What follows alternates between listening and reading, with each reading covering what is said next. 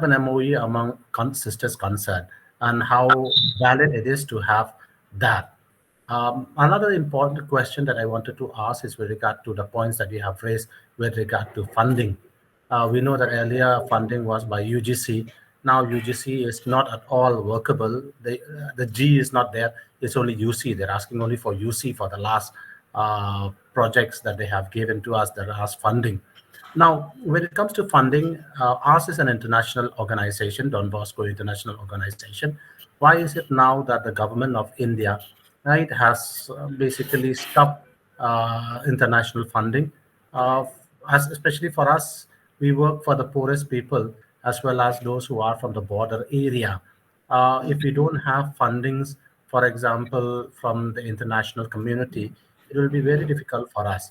Now, with FCRA accounts being freeze, being asked to open only in the State Bank in New Delhi, and the government taking control and having a look whether we are using it for other purposes. Because what we get the funding from the international is only for the educational system, not for any other things. Ours is a minority institutions, and so that funding is what we needed, especially to run our institutions. Without a funding, it's very difficult for us to really help the students. Just to let you know that my fees, the monthly fees of the students is only 500 rupees. 500 rupees. How can I support the college, the students, the teachers? How do I pay their salary with just that unless I have an international funding for a college like us? So these are the two questions that I would like to pose before you, Dr. Yogender. Okay. Thank you very much. Thank you very much. Dr. Bawri, if you have any other question? Dr. Bawri? No, sir. No questions. Okay. Dr. Verma, then you can respond now. Okay, one thing you talked about MOUs. So most of the MOUs, if we take a survey, then these MOUs came into being during previous maybe 1.5 decade. When NAC started asking how many MOU you have. That was the first question. Later on, it was realized that institutions have MOUs, but no implementation. Now NAC says how many are in action. So how we are going to we are benefiting one another. So MOUs, regarding MOUs, as again what our friend was asking, that among equals or can it be with the higher institutions? You see, we have to see, of course, not because in our country, I have seen the tendency, because I have been associated with NAC and done more than 100 institutions. What I find is that there is a more we are cheating ourselves in a way. I'm talking very frankly. So I have many MOUs, and maybe sometimes we fill up just the forms, and our outcome is not there. But if we are serious and institutions are serious, of course we have other constraints too. I agree with you, but definitely MOUs can benefit us, even among institutions, among educational institutions. Not necessarily, I'm not only referring to industry, not referring to some funding institutions or certain maybe some NGOs or some philanthropists also, but even MOU with the other university or with other college can definitely benefit if we have that plan, mutual plan too. So whether, as you told about the exchange program, or now maybe in the coming time, we can't afford in a college to have multiple disciplines. So maybe in the same city, you have understanding with the other college that you can offer some course for their students also, and they can offer course for you also. So many problems can be solved by this type of networking and collaboration. But as I told you that what is the major motivation, how it is being dealt at the policy level or implementation level. You have rightly said that as far as the governments are concerned, of course, they wish that the fee should be minimum, that it should be very less. But then they are not willing to support. Sometimes I think that maybe it is a compulsion on the part of the governments also, in the sense that colleges, universities, pay structure is very high. So when they calculate that this 1,000 crore goes for university or for the college, they would prefer to finance primary school because their percentage that cost is less, or they would like to invest this money where they can get more votes. So these are certain you can say democratic or the peculiarities of democracies also. But I think as academician or as administrators, we have to find out the ways within. Somewhere, wherever we find there is some scope, some opportunity, now we have to take up that opportunity. Because these limitations, I'm sure, in a democratic country, in a diverse country with a lot of diversity, this will continue to be there. But good institutions would like, and they would be successful by taking up some challenges or finding out new way. Like we have seen many good universities coming up in the private sector too, or some colleges where they have done certain innovations and generated funds and of course solve their problems. So that's what I am to say, because after all, we are in the education, we can't stop. We have to look for Yeah. this innovative or creative ways to cope up with the problem. That's how I look at. Thank you very much. You made a very important point. We are in education, and we cannot stop thinking. We cannot stop feeling that there are hurdles and we cannot do it. I think that's an important point you made, that we are, so long we are an education institution, it is our responsibility, it is our duty to see some problems get solved, and then resources are also mobilized. And although we may not succeed as much as we wish to, but the process on what is important, the process should be, and the process would take care of many things in course of time. That is the approach we should adopt. As you rightly said, that we cannot stop thinking, or we cannot stop doing things which are in the larger interest of the community, students, and the society. Any question from Katoch? Katoch from Jammu? Any other person would like to raise some question? No, sir, Gogoi, no question. you wanted? Okay. Gogoi, you had raised one question. Yeah, Yes, Gogoi. sir. Yes, sir. I am very happy to know all strategies for the implementation of the new education policy. Sir has very rightly said and covered all the aspects, positive and negative. That means strength and weakness, and also challenges in implementing the things, and also the opportunity we are having for the new education policy implementation. Sir, you have very rightly said that the main outcome of the new education policy is to create enlightened citizens. That is the ultimate goal. And I want to know from your end, there is to be enlightened citizen at this moment in the 21st century. We enlighten our new generations with the environmental consciousness. So far, what we have been observing, India is the dirtiest country. even we could not control the basic minimum pollution. So how we can incorporate or how we can, enlighten our new generation about the environment through the new education policy. That is a challenge, sir. And this mission, Prime Minister's mission, such a Bharat mission, is not working enough. That is, I want to know and who will go with it.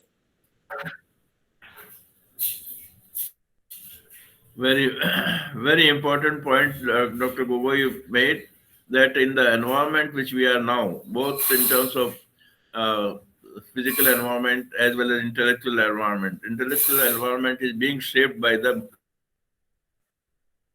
social media, and social media is strongly influencing the minds of the young people.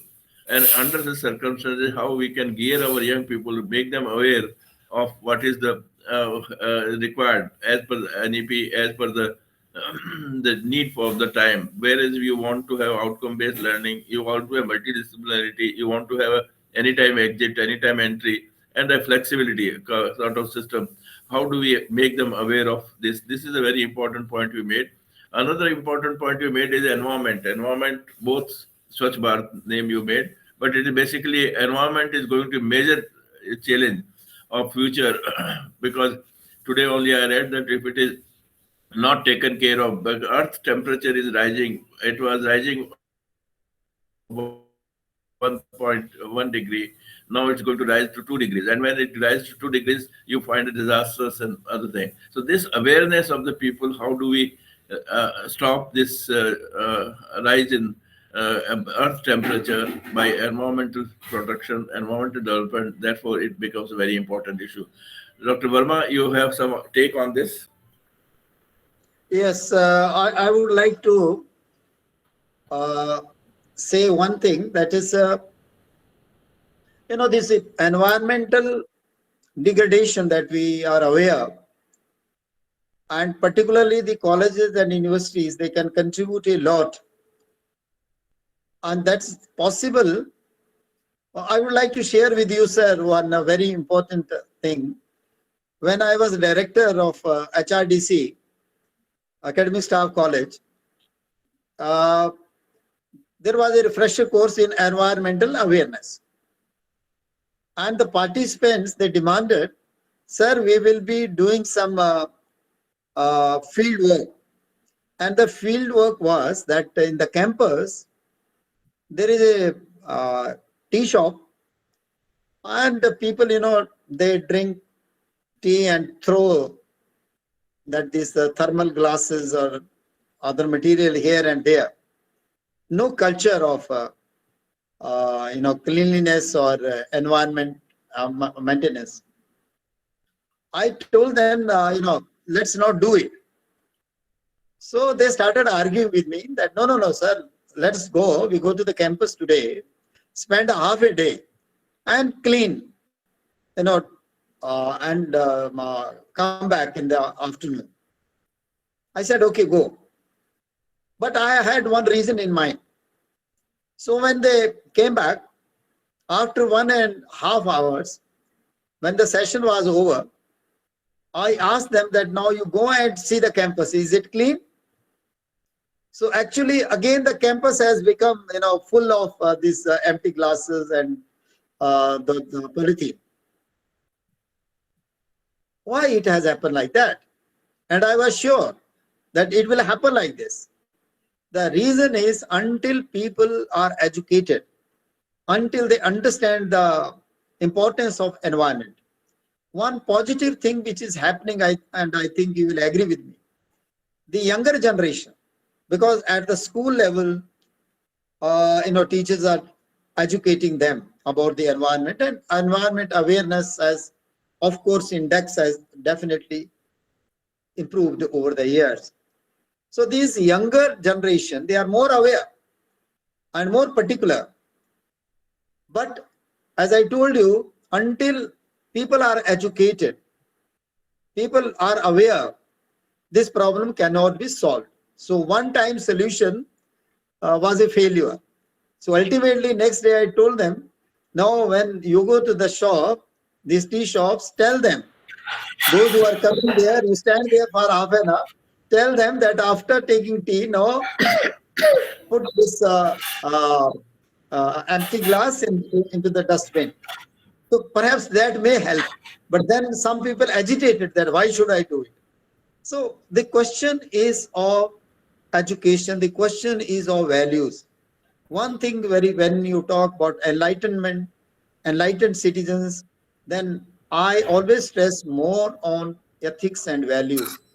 That when we understand, when we see earth not different from myself, when I look at the sky as a part of my own being, or air, or fire, these are all five elements, as part of my identity, perhaps the problem will be solved.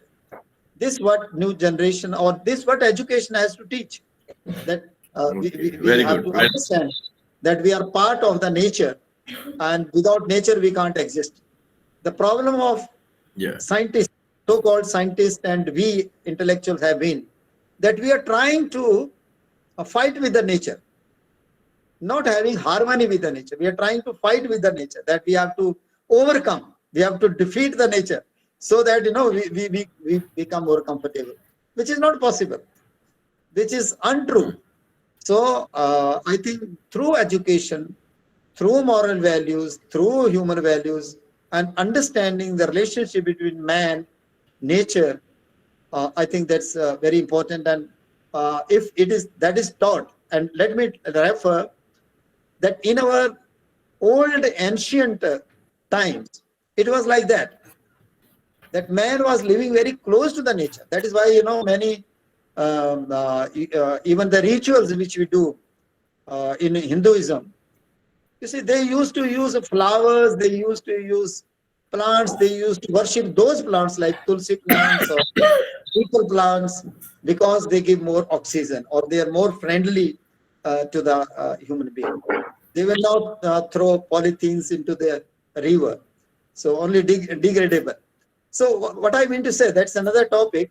But what I'm trying to stress is that I think through education, through this human, through making man realize that he cannot exist without nature, I think only then this solution will come.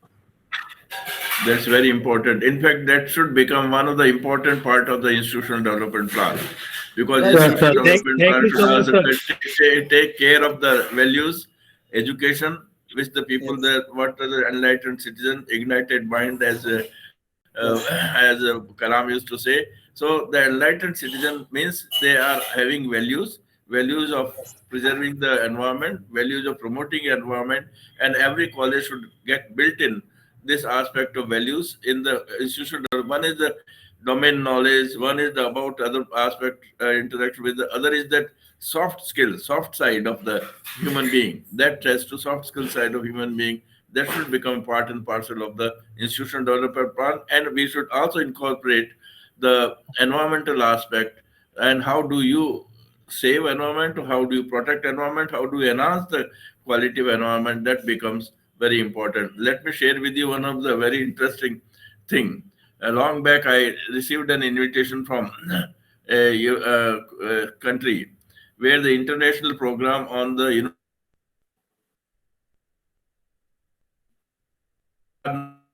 not having police was well aware of what is to be done, what is not to be done. So that enlightened citizenship was there. So we slowly we should try to build in the concept of values, concept of enlightened citizens, concept of how to protect the environment, other aspect. I think this has been a very interesting session today on this aspect. Any other questions? Otherwise, we'll be wrapping up. Any other questions from anyone?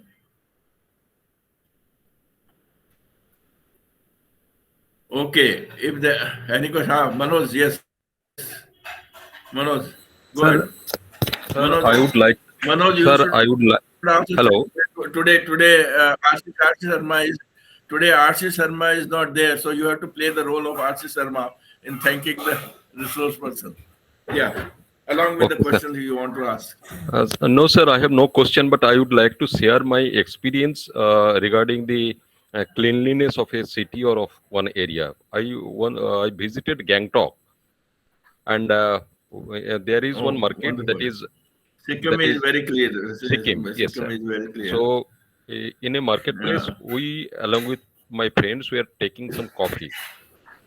But after taking coffee, we have paid the money to the vendor. But he was standing beside us.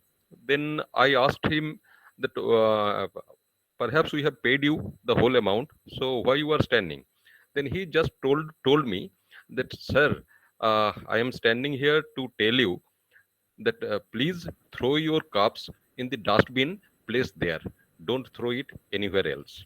So this kind of awareness. So we were practically ashamed that we are used to throw our cups here and there, but that gentleman who was selling coffee in the marketplace, he is so much aware, and he loves the city so much that he don't doesn't want to be dirty anywhere in the area. So this kind of awareness, if we can develop in our among our students, and gradually if this message goes to their families, then obviously we will be able to save our environment and save environment pollution and save our society also.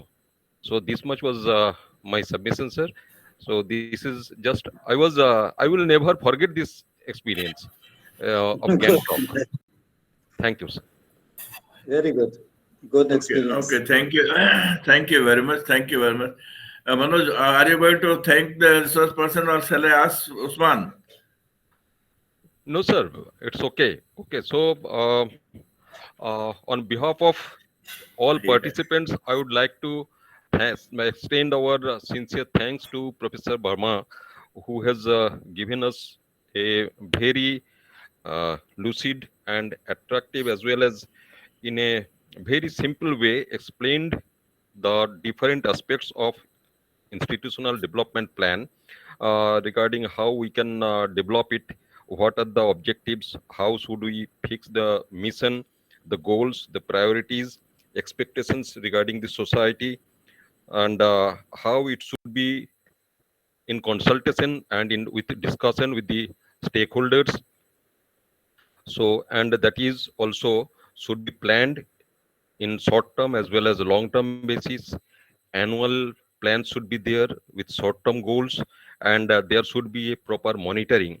So regarding this, there should be he has also explained in a very lucid manner regarding the steps to be taken Action. for Yeah, for I got it back. institutional Yeah. development, to carry out SWOT analysis.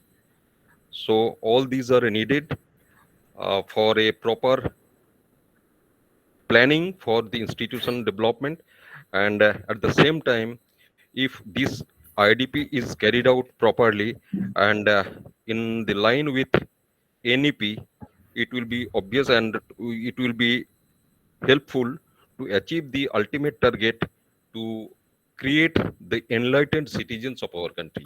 So thank you very much, sir, Thank you. on behalf of all of us, and we Thank- expect that your presentation, copy of the presentation will be available with us, and we'll be obviously getting you Yes. in future also, and we will hope that we will be able Yeah. to keep touch with you. Thank you, sir. Sir, I will send Okay, you the thank you. email. Thank you very Email of much. PPT. Kindly send your presentation Yeah, so that we can I pass will it on send. to I will them, send. and they will be able to get each one of them. That would be very useful to all the participants, and then all the participants are very happy to interact with you. I once again thank you very much. He is from he was in Chennai, and he agreed to be with us for this session. He was already in Chennai, but he said he's आप अभी चेन्नई में है या कहीं है? Are you in Chennai or धर्मशाला? आप चेन्नई में है धर्मशाला? No, I am in Chennai. Yes. Chennai. He was in Chennai, and I requested him that wherever you are, you can speak to participants. I'm glad that you found time and you spoke to all of us. That's very good. Thank you very much for joining us and sharing your ideas and opinion as well as the practices of institutional development plan. Thank you very much. Thank you once again. Thank you. Thank you very much, sir. Thank you very much for this opportunity. I really got more enlightened after interaction. And of course, certain aspects which I couldn't cover in my discussion, I'm sending email to you. So I think they will be definitely beneficial. Thank you very much, sir. Thank you, Professor. Thank you. Thank you so much. Thank you. Thank you very much. And I would like to say that our will start from 1st of November. It will be put on the LMS shortly, and you can access the module. And we'll be having similar 4 sessions for every Thursday interaction with the specialists in this area. So our next module, first we had a leadership, then we had a planning, and now we have finance. Finance became a very important aspect of it. So we'll be interacting on those aspects. The module will be put on 1st of November, and you can have access of it. Any other question, any difficulty, kindly feel free to ask us. You can send the mail. And you have to develop the portfolio for the two modules which we have already gone through. One is the leadership, other is the planning. Now third module is coming, so you can decide which of the areas you would like to cover. So develop some portfolio has to be developed, which will be seen by us. We are also planning to have a face-to-face or contact program, as we mentioned in the brochure. I'm trying to work it out tomorrow or day after tomorrow. I'll work with the institutions who can arrange for the 4 days contact program with you, so that you can develop your other than discussing on each of these aspects, your project work, outline the project work in this contract program. We'll have all the important sessions in these 4 days, but in the evening for 1 hour we'll be spending on interacting or discussing with you the outline of the project which you are going to undertake. So these are the new things which I thought I'll share with you. If you have any question, please do feel free to ask us. Thank you very much. Thank you very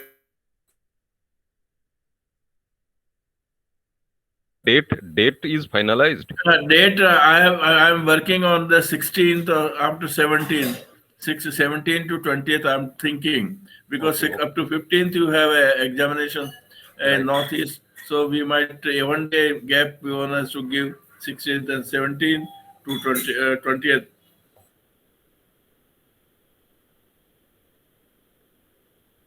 I'm trying to work it out. December. So of course, so November is ending now. That would be December. Okay. Thank you, sir. Okay. Thank you. Good night. Thank you. Good night. Good night, sir. Good